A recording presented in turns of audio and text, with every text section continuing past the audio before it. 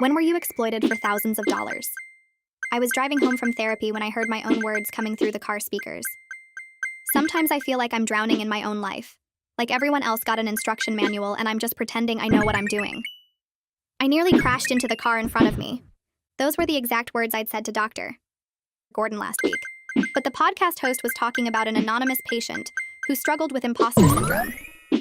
My hands shook as I pulled over and rewound the episode. The popular psychology podcast was discussing anxiety in high achievers. The host, a practicing therapist, shared composite cases from her practice. But this wasn't a composite. This was me. Every detail matched. My job in marketing. My relationship with my mother. The specific dream I described about missing flights. The host had changed my name to Client B, but nothing else. I searched through previous episodes with growing horror. There I was, 3 months ago, in an episode about relationship anxiety. My exact words about Noah, how he chews too loud, and I didn't know if that was a real issue or me looking for excuses to leave. 2 months before that, an episode on family trauma featuring my story about my sister's wedding. The host never mentioned names or identifying details like locations, but she shared intimate thoughts I'd never told anyone except Dr. Gordon. Things I'd sobbed about on her couch, believing I was in a sacred, confidential space. At my next appointment, I studied Dr. Gordon carefully. She seemed normal, taking notes on her yellow pad like always. When I tested her by making up a completely false story about a coworker, she responded with her usual thoughtful questions. How did that make you feel? I wanted to confront her, but needed proof first. The podcast host's voice was different from Dr. Gordon's, lower and smoother. The show notes mentioned she practiced somewhere in the Pacific Northwest, but no specifics. Still, the timing aligned perfectly. Episodes featuring Client B always released 2 weeks after our sessions. I started recording our sessions secretly on my phone. During one appointment, I deliberately used a distinctive phrase. It's like I'm a ghost haunting my own life. Sure enough, 2 weeks later, those exact words came through a podcast episode about dissociation. The evidence was undeniable, but I felt trapped. How do you confront someone who holds all your secrets? Who knows your deepest shames and fears? I started having panic attacks about our sessions, unsure what would become public entertainment next. I tried switching therapists, but Dr. Gordon required a final session for closure. She seemed genuinely sad about my decision, asking if she'd done something wrong. Her concern appeared so real, I almost doubted myself. Almost. I just need a different approach, I lied. Of course. I want what's best for you. You've made such wonderful progress. 2 weeks later, the podcast featured an episode about client abandonment. Client B was struggling with trust issues and had abruptly left therapy. The host discussed the therapeutic relationship with such intimate knowledge that listeners commented about feeling like they were in the room. I finally worked up the courage to email the podcast through their website. I wrote that I believed my confidential information was being shared and I would take legal action. The response was swift and corporate.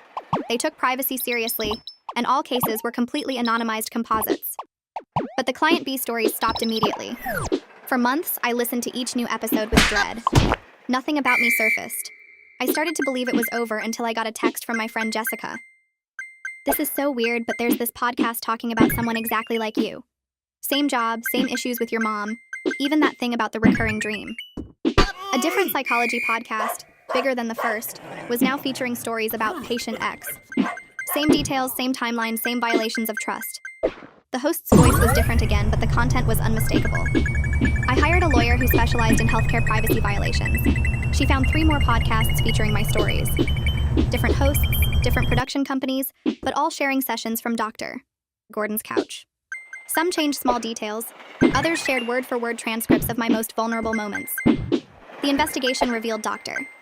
Gordon wasn't one person. It was a name used by a collective of therapists who shared patient stories for content. And when I found that out, I was finally ready to go back and confront her. Requested Reads is on Spotify now. Check out link in the description or comments. I picked up my phone 3 times before I actually dialed the therapy office number. My hands kept shaking so hard I had to set the phone down and breathe. When the receptionist answered, I forced my voice to sound normal and told her I needed to schedule an appointment with Dr. Gordon for an urgent matter. She asked if everything was okay, and I said yes, just some things I needed to discuss. She gave me a slot for the following Tuesday at 2 in the afternoon, and I wrote it down even though I knew I'd remember every detail. After I hung up, I sat on the couch staring at the date circled on my calendar, wondering if I was about to validate everything or just make myself look crazy. Noah found me there an hour later, still frozen, still staring. Over the next few days, I pulled out every piece of evidence I'd been collecting. The folder was thick with printed podcast transcripts, my phone recordings, timestamps highlighted in yellow marker. I spread everything across our dining table, and Noah helped me organize it into a timeline. He made a spreadsheet showing the pattern of my appointments on one side and podcast release dates on the other. 2 weeks apart, every single time. We matched up my exact phrases with the podcast quotes, highlighting them in different colors. The ghost haunting my own life phrase was in bright pink. My words about drowning without an instruction manual were in green. The thing about Noah chewing too loud was in blue, which made him laugh even though nothing about this was funny. He printed out everything in chronological order and put it in a 3-ring binder with tabs. The evidence was so clear, so undeniable, that looking at it made my chest tight. This wasn't paranoia or coincidence. This was real and documented and impossible to explain away. The night before the appointment, I couldn't sleep. I lay in bed rehearsing what I'd say, how I'd start the conversation, what I'd do if she denied everything. At 2 a.m, I started crying and couldn't stop. Noah woke up and held me while I sobbed into his shoulder, terrified that confronting her would somehow make everything worse. What if she gaslit me? What if she made me doubt my own evidence? What if she had some explanation that made me look stupid for even thinking this? Noah didn't tell me it would be okay, or that everything would work out. He just held me and let me cry until I was too tired to keep going. I finally fell asleep around 4 and woke up 3 hours later feeling like I'd been hit by a truck. Tuesday arrived too fast and too slow at the same time. I got to the office 15 minutes early, clutching the binder against my chest like a shield. The waiting room looked exactly the same as always. Same blue chairs, same magazines on the table, same fake plant in the corner. But it felt completely different now, like a trap I'd walked into voluntarily for months. I sat down in my usual chair and had to focus on my breathing just to stay seated. In for 4 counts, hold for 4, out for 4. My therapist had taught me that technique. The irony wasn't lost on me. Other patients came and went, called back for their appointments, and I wondered if their words would end up in podcasts too. At exactly 2 o'clock, the door opened and Dr. Gordon stood there with her usual warm smile. She looked the same as she always had. Same kind eyes, same professional outfit, same yellow notepad tucked under her arm. For a second, I almost doubted everything.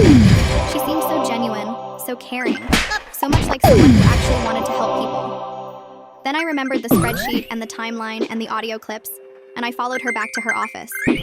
I sat down on the couch where I'd cried so many times, where I'd shared my deepest fears and shames, and I realized this person had never actually cared about helping me heal. I was just content, just material, just another story to package and sell. She settled into her chair across from me and asked how I'd been doing. I didn't answer the question. Instead, I said I'd discovered my therapy sessions had been used as podcast content without my consent. My voice came out calmer than I expected. She looked confused and concerned, tilting her head in that therapist way. She asked what I meant, and I could see her shifting into professional mode, probably thinking I was having some kind of break with reality. I opened the binder and pulled out the first set of printed transcripts.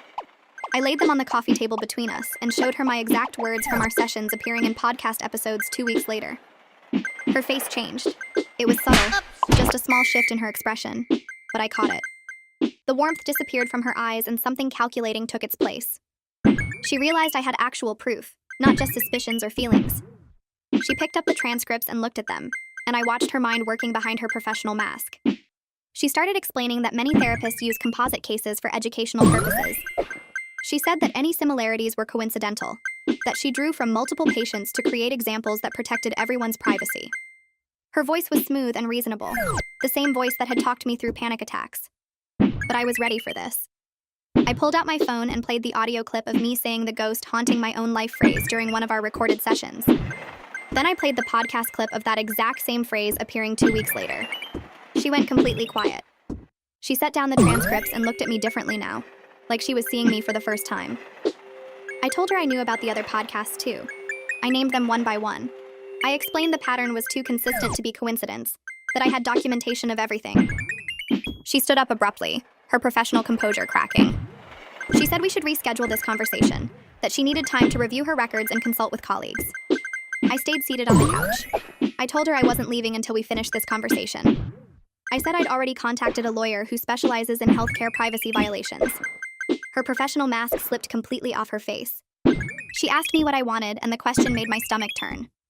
She was treating this like a negotiation, like we were discussing a business deal instead of a massive violation of trust and ethics.